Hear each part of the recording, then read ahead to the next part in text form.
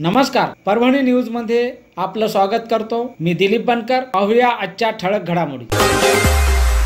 महाराष्ट्र राज्याच्या उपमुख्यमंत्रीपदी अजितदादा पवार यांनी 6व्यांदा शपथ घेतल्याबद्दल परभणी शहर राष्ट्रवादी काँग्रेसच्या वतीने शहरात जल्लोष। राज्यात महायुतीच्या सरकारमध्ये मुख्यमंत्र्यासह अजितदादा पवार यांनी उपमुख्यमंत्रीपदी पदाची बुधवारी मुंबईतील आझाद मैदानावर घेतलेल्या शपथविधी सोहळ्याच्या पार्श्वभूमीवर राष्ट्रवादी काँग्रेस पक्षाच्या शेकडो कार्यकर्त्यांनी परभणी शहरात छत्रपती शिवाजी महाराज चौकात प्रथम महापौर तथा महानगर जिल्हाध्यक्ष प्रताप देशमुख यांच्या नेतृत्वाखाली सायंकाळी 6 वाजता ढोल ताशाच्या गजरात फटाक्याची आतिषबाजी करत व परिसरात नागरिकांना पेढे वाटून आनंदोत्सव साजरा केला।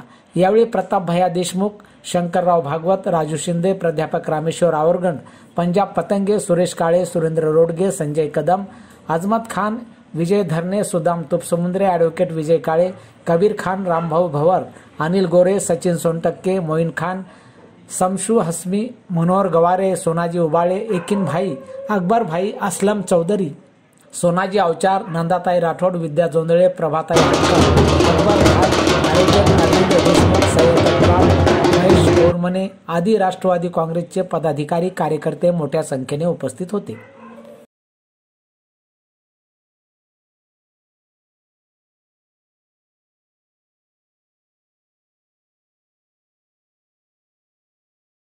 महाराष्ट्राच्या मुख्यमंत्रीपदी आदरणीय देवेंद्र फडणवीस साहेब, आमचे नेते आदरणीय अजितदादा पवार साहेब, शिंदे साहेब यांच्यामध्ये शपथ घेतली, त्याबद्दल आम्ही शहर राष्ट्रवादी काँग्रेस आणि काँग्रेसच्या वतीनं या ठिकाणी आतिषबाजी करून या ठिकाणी परभणीकरांच्या वतीनं या ठिकाणी जल्लोष साजरा करण्यात आला।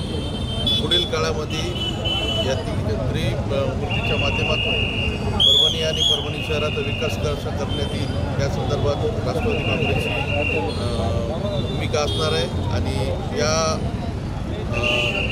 आजच्या शपथविधीला आदरणीय मोदी साहेब आणि सर्व केंद्रीय मंत्री आणि महाराष्ट्रातले सर्व दिग्गज उपस्थित होते आणि त्यांच्या उपस्थितीमध्ये महाराष्ट्राच्या मुख्यमंत्रीपदी आणि उपमुख्यमंत्रीपदी या ज्या नेत्यांची निवड झाली, तर शहर राष्ट्रवादी काँग्रेस त्यांचं या ठिकाणी अभिनंदन करतोय आणि पुढील काळामध्ये परभणीचा विकास महायुतीच्या माध्यमातून आणि आमचे नेते आदरणीय अजितदादा आणि परभणीमधून जे राष्ट्रवादीचं प्रतिनिधित्व करतात राजेश विटेकर यांच्या माध्यमातून कसा विकास करता येईल यासाठी आम्ही सर्व कटिबद्ध आहोत। आणि याचबरोबर हे बातमीपत्र संपलं। पुन्हा भेटूया पुढील बातमीपत्रात। शहरातील ताज्या घडामोडी जाणून घेण्यासाठी पाहत रहा परभणी न्यूज।